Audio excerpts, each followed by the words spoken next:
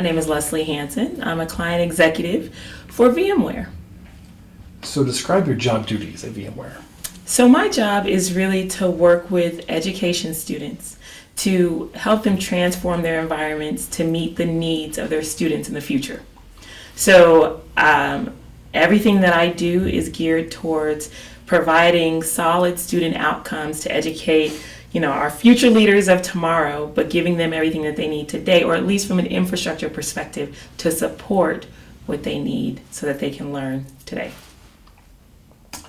So what would you say are the essential skills required for your job today? First and foremost, communication.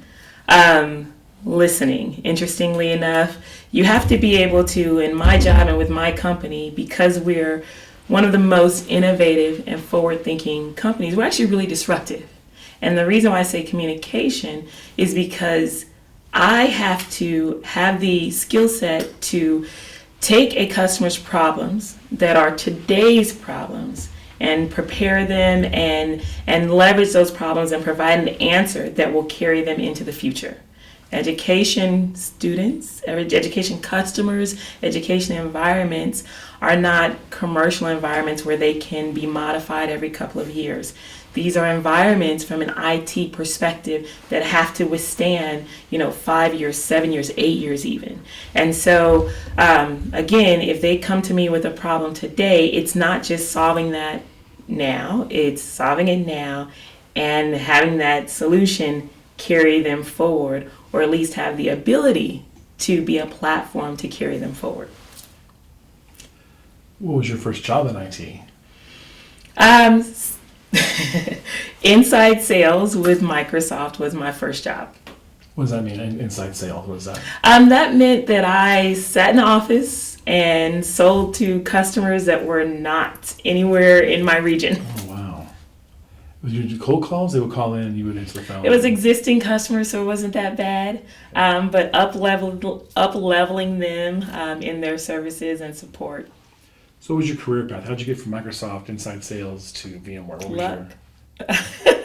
I say that because I was getting married and my wedding planner knew someone that worked at VMware, and VMware was hiring, and it was just kind of this very fast snowball. Being very honest, I didn't know a whole ton about the expansiveness of VMware's portfolio when I joined the company. So I almost started knowing nothing about them and very quickly saw, hey, this is a company that I can get behind, right? This is a company that has vision and leadership that I do believe will change the world or help the world get to where it needs to be. Our company is always talking about tech being a force for good, and I believe that. I believe it, especially in my job with education customers and what we set out to do. So, yeah, I got behind it, and now I'm never getting off this train. Were you looking to leave Microsoft, or sort of this appeared and you thought it was just... It just kind of appeared, right? Honestly, I saw several people kind of jumping ship, and I thought, man, why would you leave Microsoft?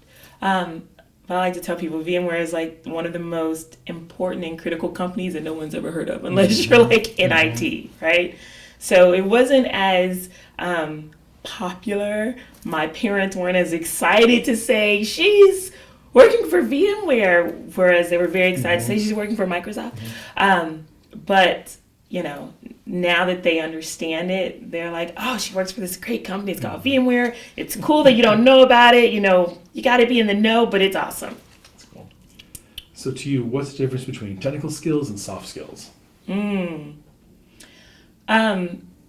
Technical skills are something that you can, I think, very easily learn, right?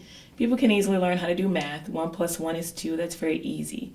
Soft skills are harder for people to grasp, right? Actually being an active listener, that's not something that many people do.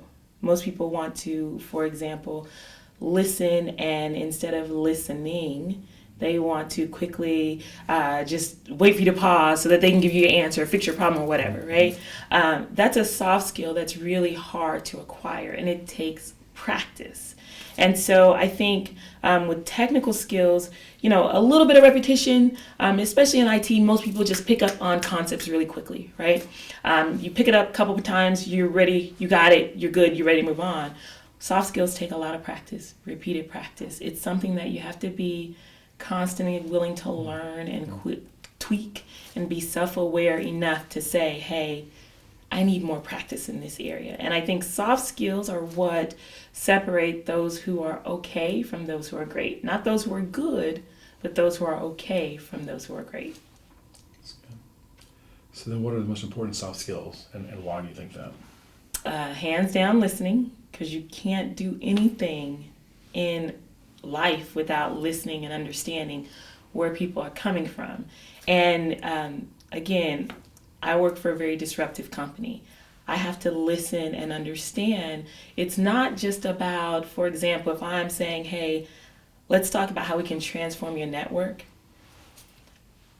That's something that's it's not just someone's job, that's their career. That's how they fed their family. That's how they put their kids through school. And if I come in and say, hey, you know how you've been doing network for 20 years? We're not doing that anymore. You need to either get on board or get out of the way.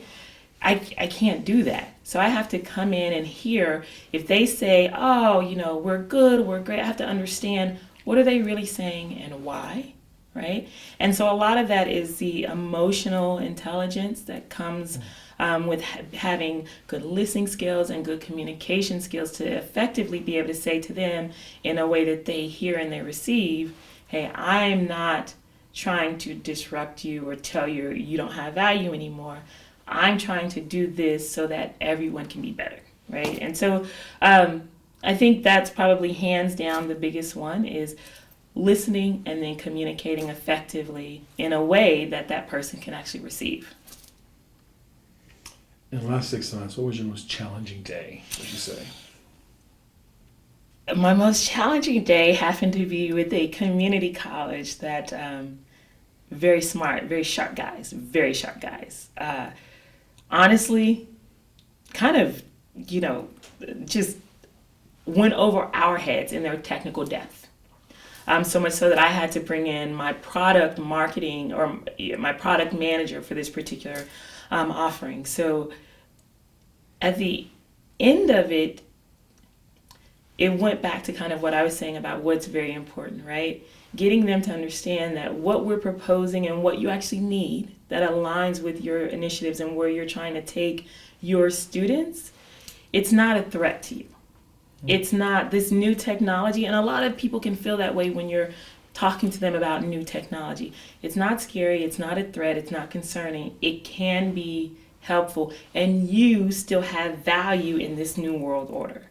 And so that took several conversations to make that clear. It's still an ongoing process, to be quite frank, but there was definitely some physical hostility, if you will, with that customer, just getting very upset because of how much they felt threatened by this new technology. And so that was and continues to be a challenge, but we're working through it. And again, it's the communication piece that helps to kind of smooth that out over time. What do you think that students must know about the realities of the IT workforce? Students have to be forward thinking, right? You're in class and you're learning things that are applicable today. You have to understand how to take what you're learning and what you know and scale that out and project it and forecast it. You have to be a visionary of sorts in technology today to be able to say, okay, where is the industry and where is it going and where do I fit in, right? And what do I need to do to fill that gap?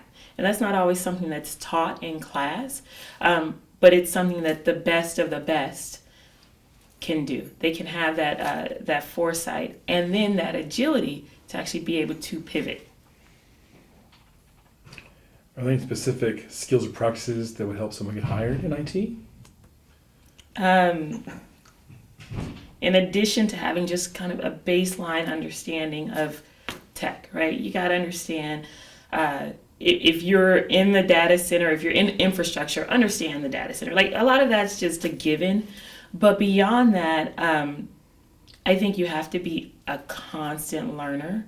You can't ever, especially nowadays with the pace of technology, you can't ever just say, wow, I've mastered this, right? There's no room to rest on your education, your knowledge, your experience, your expertise, your certification. None of that, at the end of the day, is going to keep you where you are or take you to the next level. So you have to be a constant learner outside of your, regular 9 to 5, outside of everything. You have to be willing to own that and be proactive in constantly increasing your knowledge.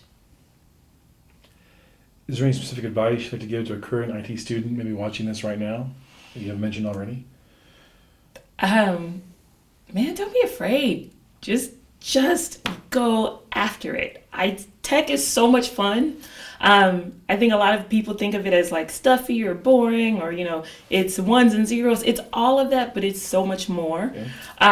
I have a lot of fun in my role, with my job, with my company, and just with people in the industry, period. So I think it feels good to be on this train, and I want to see more diversity on the train. I want to see more ways for us to include more people. And I look forward to the day when tech is more reflective of the broader population. So how has your career in IT been different than maybe what you'd expected it was going to be? I never expected to be in IT. I thought I'd be a surgeon at this point in my life. So Really? just the fact that I'm in IT still kind of blows my mind. I guess you're in medical school or pre-med at some point. I was pre-med, yes. So what's made you go work at Microsoft Inside Sales? What was that pivot? It was a job. I moved to Austin and just needed a job. And I have no clue why they hired me. I really don't. But they did. And I took it. And once you're in there, once I was in there, I thought, I'm never getting out of tech. I love this so much. There's so much that I can do within tech. And, I wanted to be a doctor because I wanted to do good for people. I can do good with tech. I can do good in my role. The fact that I have taken to technology as much as I have from a technical perspective is something that I still kind of find myself sitting in conversations like, I actually know that. And so my expectations are that I will just continue to grow and stay open. That is my path forward, is stay open and just learn. So I take my own advice, eat my own dog food, however you want to say it. But I'm definitely not where I expected to be, but I look forward to growing in this path.